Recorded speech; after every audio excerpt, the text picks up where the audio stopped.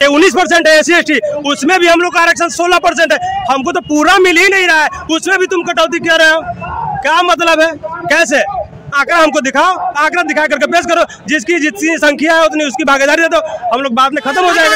सरकार गिरा देंगे, सरकार गिरा देंगे, हटाएगा तो हम लोग का जो आरक्षण रहना चाहिए। चाहे नहीं देवैया रक्षा नामा आई करा चलते चाहे जैते जानामा, नहीं देवै संविधानमा आई करा चलते चाहे जैते जानामा। अगस्त 2024 को क्रीमी लेयर और वर्गीकरण के अनुसार ST का कोटा को वर्गीकरण किया गया। साफ तौर पर आपको बता दें कि इनका कोटा में से काटकर किसी और जाति के कोटा में मतलब बराबर बांटना चाहते हैं। तो हमारा सरकार से ही आदेश है कि ठीक है, आप आरक्षण को बराबर बांटना चाहते हैं, लेकिन संपत्ति में भी बराबर करिए आप।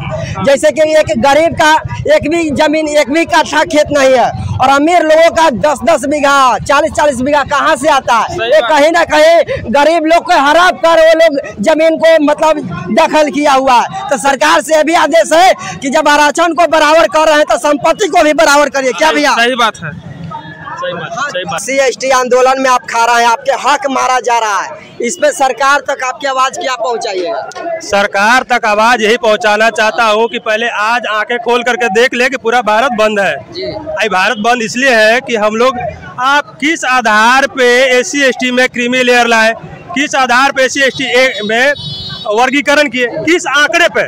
और मैं उन बता देता हूं, मनुवादी जज जो बैठा हुआ ब्राह्मण कोर्ट में मुझे पूरा भरोसा है, लेकिन कोर्ट में बैठे जो ब्राह्मण है ना, उसमें मुझे कोई भरोसा नहीं है।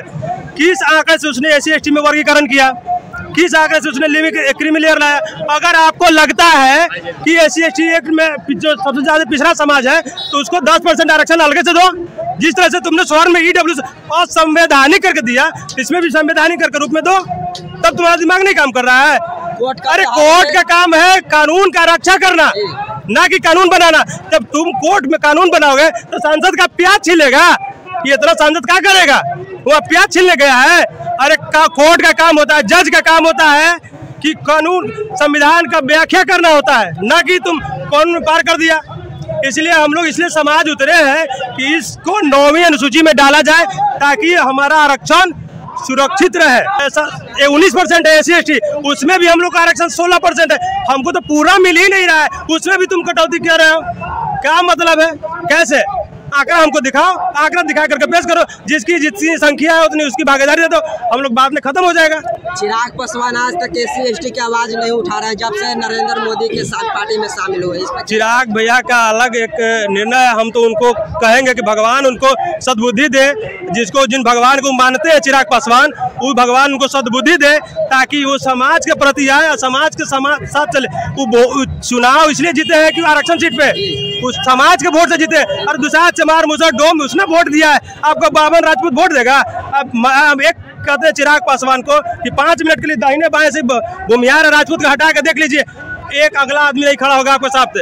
आपके साथ समाज है तो समाज के साथ चलिए, इससे ज्यादा हम कुछ नहीं कर सकते। अपना उनका सबसे पहले कि ये जो सरकार है, सरकार दलित विरोधी है, पिछड़ा विरोधी है। सरकार के जितने भी तंत्र है, सुप्रीम कोर्ट है, ये सुप्रीम कोर्ट के माध्यम से जाति, बाबा साहेब अम्बेडकर ने 6743 जातियों को जोड़कर एक अनुसूचित जाति बनाया, पिछड़ा जाति बनाया। लेकिन ये सरकार जो है हम जातियों के बीच तोड़ करके सामाजिक उन्माद फैलाना चाहती है। और ये जो आरक्षण है, ये आरक्षण कोई भीख नहीं है, ये बाबा साहेब का जो पूना पैक्ट का है, ये पूना पैक्ट का हम लोग का अधिकार है। अगर सरकार इसमें जो है विधेयक लाए और संसद में विधेयक लाकर इसको सरकार पारित करे, नहीं तो इस देश का दलित बहुजन 9वीं अनुसूची में डाले और इस देश का बहुजन दलित समाज अब जाग गया है, ईंट से ईंट बजा देगा। 2 अप्रैल ट्रेलर था, 21 अगस्त रिलीज होगा। अभी बाबा साहेब हमको दिए हैं, उससे हम खुश हैं और उसी अधिकार से आज हम खड़े हैं। आज मैं जीताराम मांझी से पूछना चाहता हूं कि आप जो विरोध कर रहे हैं, आज आरक्षण नहीं होता तो दिल्ली में मंत्री नहीं होते। यानी कि साफ तौर पर कहा जाए तो बाबा साहब के लिखा हुआ संविधान में अगर दलितों की आरक्षण हटाया जाए तो आरक्षण हटाने वाला ही खत्म हो जाएगा, लेकिन दलित भाई खत्म नहीं होंगे। इस पे आप क्या बोलना चाहते हैं? तो आपका हक मारा जा रहा है, किसी और में बांटा जा रहा है। हम इस पर यह कहना चाहते हैं कि हमारे जो दलित नेता केंद्र में बैठे हुए हैं, सत्ता के लोभ में कुर्सी पर चिपके हुए हैं, मैं उनसे पूछना चाहता हूं कि आज बाबा साहब का संविधान नहीं होता या बाबा साहब का जो अधिकार दिया हुआ नहीं होता तो आप दिल्ली में आप केंद्र में मंत्री नहीं बनते। साफ तौर पर कहा जाए तो चिराग पासवान के जिस तरह से पार्टी विलय हुआ था, उसके कदम से कदम हर साथ देने वाला कोई था तो दलित भाइयों थे। आज तक दलित भाइयों के केंद्र में आवाज क्यों नहीं उठाते हैं चिराग पासवान?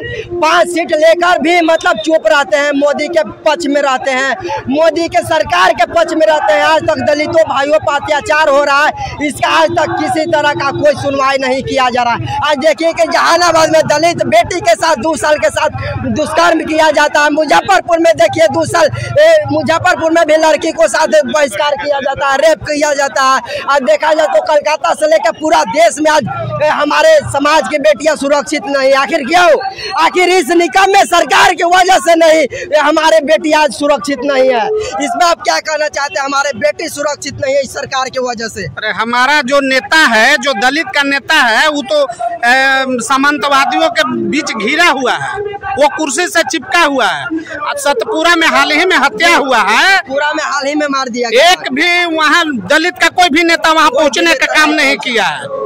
और एक कलकत्ता में हत्या हुआ है डॉक्टर का, पूरा वहाँ नेता लोग गए हैं, लेकिन एक गरीब गुरबा का बेटा का हत्या हुआ है, यहाँ एक भी दलित का नेता नहीं है, चाहे जीतनराम मांझी हो या चिराग पासवान हो। यानी कि साफ तौर पर बिहार में दलितों की हत्या हो रहा है, लेकिन इस पर दलित नेता का जरा सा भी आंख नहीं खुल रहा है कि बिहार में दलितों के साथ क्या कर रहा है। यानी कि देखा जाए तो बिहार के जितने भी दलित नेता है सिर्फ कुर्सी के लालच है। क्या यह सत्य बात है कि कुर्सी के लालच में वो चिपके हुए हैं? तो डर है कि हम बीजेपी के विरोध बोलेंगे तो हम सत्ता से हट जाएंगे, हम कुर्सी से हट जाएंगे। और कहते हैं हमारे दलित नेता कि हमको आरक्षण नहीं चाहिए। तो जब आपको आरक्षण नहीं चाहिए तो आप जनरल सीट पर जीत के दिखाइए हमको। आप का मतलब आरक्षण हटाकर किसी और में बांटा जा रहा है? नहीं आरक्षण हटने का, नहीं हटेगा। बाबा साहब के दियल आरक्षण है तो हट जाएगा कैसे? आप कहा थे नहीं हटेगा। सुप्रीम कोर्ट आदेश फैसला सुनाए तब तो आप लोग भारत बंद किए। पहले जनता से पहले पूछें। क्या जनता से पूछ के अगर करेगी तो सरकार किस काम की? सरकार किस काम का? अपना अरे अपना मर्जी से कैसे चलेगा सर? चक्का जाम रहेगा हमेशा जब तक नहीं हटेगा अब तक। यानी कि मतलब आप लोग का मांग है कि आरक्षण को मतलब खत्म किया जा रहा है, उसको वापस लिया। जो हम लोग का आरक्षण था वही रहना चाहिए, हटना नहीं चाहिए। हटेगा जब तक सरकार गिरा देंगे हम। यानी कि हटाने वाला ही हट जाएगा। हटाने वाला हटा देंगे, सरकार गिरा देंगे, सरकार गिरा देंगे। हटाएगा तो हम लोग का जो आरक्षण रहना चाहिए। मतलब आरक्षण में जरा सा भी छेड़छाड़ हुआ तो सरकार गिरा देंगे। जनता के हाथ में सब चीज है। अरे जाए नहीं देवैया रक्षानावा, आई करा चलते चाहे जैते जानावा। अरे जाए नहीं देवै संविधानावा, आई करा चलते चाहे जैते जानावा। जय संविधान, जय आरक्षण, जय बाबा भीमराव अम्बेडकर। हर गलती के सजा मिली, रोक न पाई कबो तबाही के। अब भारत बंद फिर से देखल चाहता रहे बेटा, हटा के देख बाबा भीमराव अम्बेडकर के संविधान के।